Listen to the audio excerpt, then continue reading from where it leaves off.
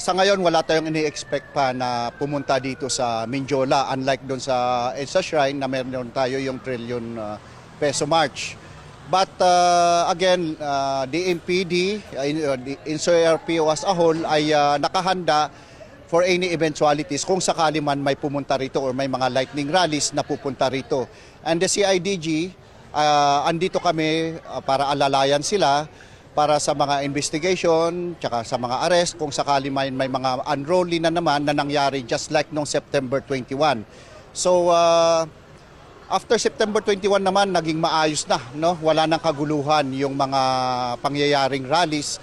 Naging maganda yung impact doon sa mga pagkaso natin, doon sa mga hindi sumusunod sa alituntunin para sa pagsasagawa ng rally. Wala nang kaguluhan mula noon.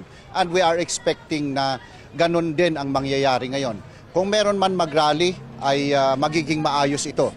But for now, dito sa Mindiola, makikita nyo po ay nakahanda ang ating mga kapulisan, the NCRPO as a whole, and being augmented by other regions like Region 3 under Police Brigadier General Mendez and Region 4A under Police Brigadier General Lucas.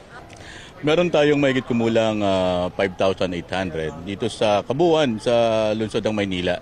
May mga deployment tayo, particular dito sa may CRB Mindiola, meron din tayo sa Liwasang Bonifacio, US Embassy. Yung ating pulis dito nandito para bantayan yung karapatan na mamahayag yung ng ating mga kababayan. Pero patuloy nating pinapakiusap sa ating mga kababayan na ang karapatan at kalayaan ay lagi may kaakibat na responsibilidad.